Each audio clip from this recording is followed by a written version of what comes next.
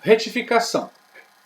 Bom, a retificação da ECF tem um prazo, né? 5 anos. Então você tem 5 anos para poder retificar a ECF. Lembrando que cada retificação empurra mais 5 anos para frente. Né? Tem que tomar cuidado com isso também. Certo? Para fazer a retificação da ECF, você não precisa pedir autorização a nenhuma autoridade administrativa. Não precisa ir lá na Receita, pedir autorização, nada. Basta que você entregue uma ECF retificadora. Lembrando que essa ECF que vai ser entregue retificadora, ela vai substituir integralmente a ECF anterior. Então você não vai fazer uma retificação somente daquilo que está errado. Não, é só um valor que eu quero alterar. Não, você vai entregar todinha a ECF com todas as informações como se você estivesse rasgando a ECF lá que você fez e fazendo uma nova no lugar, tá? Então a substituição ela é feita de forma integral, ok? Outra coisa é o seguinte, na retificação. Vamos supor que a empresa que você está entregando a ECF é uma empresa do lucro real. Mas por algum motivo você não tenha todas as informações dessa empresa. E aí o que a pessoa resolveu fazer? Em vez de colocar que é do lucro real, que é o que ela é, mudou o regime de tributação dela para lucro presumido por ser mais fácil. E mudou e entregou. Ele vai aceitar? Vai. Porque a ECF não sabe qual que é o regime de tributação que a empresa tem. Então ele vai aceitar o regime que você colocar. E aí você colocou lá como se fosse lucro presumido. Só que agora o que você quer fazer? Aí passou o prazo de entrega, agora você quer retificar e quer alterar para o regime correto da empresa, que é o do lucro real. Não vai conseguir, não. Ele não deixa, né, fazer nenhuma retificação se o objetivo for mudança do regime de tributação. A não ser para que seja para o lucro arbitrado. Aí sim, para o lucro arbitrado você consegue mudar. Agora, você mudar do lucro real, né, do lucro presumido para o lucro real, não tem como você fazer isso. Ok?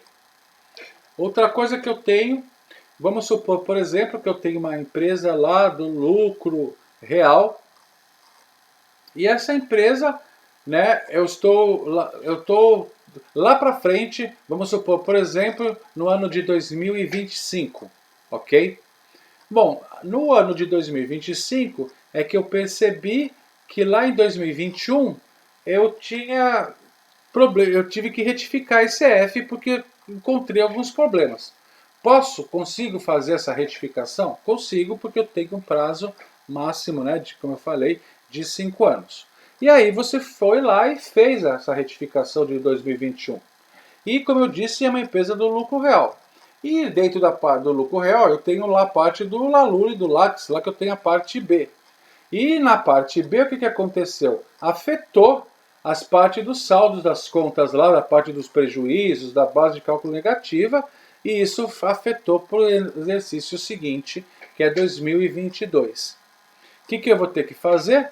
Retificar 2022. De repente, quando eu retificar 2022, eu vou ter que retificar também 2023. E aí vai, 2024, 2025, até o ano que eu chegar. Então, pessoal, né, é isso que eu falo às vezes. Você não pode ser imediatista e pensar diretamente na retificação daquilo que você está propondo se fazer. Você tem que ver quais os reflexos que aquilo vai ter em anos posteriores, tá? Então você não posso pensar só no ano que eu estou fazendo a retificação. Eu tenho que ver o que pode ter refletido isso no ano seguinte, depois de repente no outro ano, e se tiver feito isso, eu vou também ter que retificar esses anos calendários posteriores, ok? Vamos supor que você entregou uma ECD substituta. Por algum motivo lá você substituiu a sua ECD. E aí, quando você fez essa substituição, essa ECD que você substituiu, por exemplo, por valores lá, alterou contas, saldos, alguma coisa, ela vai refletir na SCF também que já foi entregue. Então o que você vai ter que fazer? Substituir a ICF também, retificar a ICF.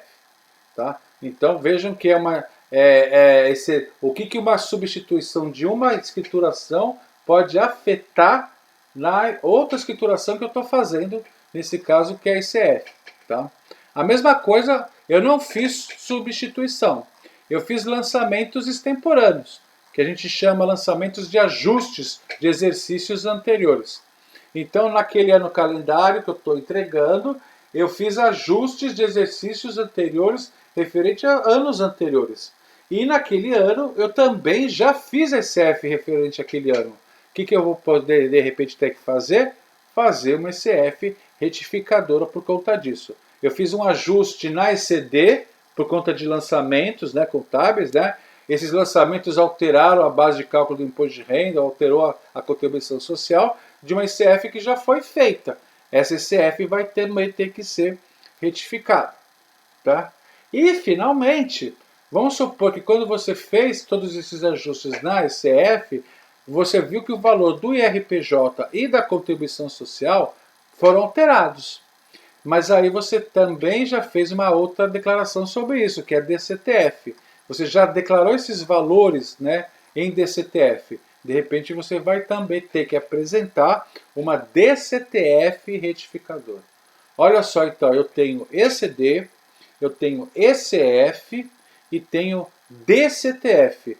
Elas caminham juntas. Uma alteração em uma pode dar reflexo na alteração de outra. Tá? Então eu tenho que verificar o que alterando uma pode refletir no que pode ter acontecido em outra também. Tá? Então, como eu falei, repito novamente, a gente não pode ser muito imediatista, pensar somente naquilo realmente que a gente está querendo fazer. Ok? Casos especiais. Bom, eu posso ter no ano calendário situações especiais, né, que a gente chama extinção, cisão parcial, cisão total, fusão, incorporação. Nesse caso, a entrega da ICF não é até o último dia útil de julho do ano seguinte. Você tem que entregar até o último dia útil do terceiro mês subsequente ao do evento. O que isso quer dizer? Vamos supor, por exemplo, que a empresa foi extinta em agosto. Setembro, outubro, novembro. Eu tenho até novembro para entregar a ICF desta empresa. Eu não vou poder esperar julho do ano seguinte para fazer. Tá? Então, tomar muito cuidado quando se tratar de situações especiais, extinção, cisão, fusão e incorporação, muda o prazo para entregar. Tá? A entrega sempre tem que ser até o último dia útil do terceiro mês subsequente ao evento, né, ao evento da extinção, da cisão, da fusão ou da incorporação. Ok? Sociedades em conta de participação. SCPs. Então, quando a gente tinha DIPJ, quando tinha SCP, né, aí o que acontecia? A DIPJ era entregue em nome da sócia ostensiva, né, que a gente chama. No caso da ECF, cada SCP vai ter que fazer a sua ECF separadamente. Então, se eu tiver 10 SCPs, eu vou ter 10 SCFs que eu tenho que apresentar. Tá? Ou seja, é como se fosse uma empresa normal a ter que ser que está fazendo. E o CNPJ? O CNPJ todas elas vão ser da sócia ostensiva, né? Porque é ela que entrega em nome de todas, né? E aí cada SCP vai ter um código próprio criado por essa sócia ostensiva que vai indicar cada SCP quem se refere, tá? Mas lembrando que as SCPs entregam a ECF, todas elas, de forma separadamente, tá bom?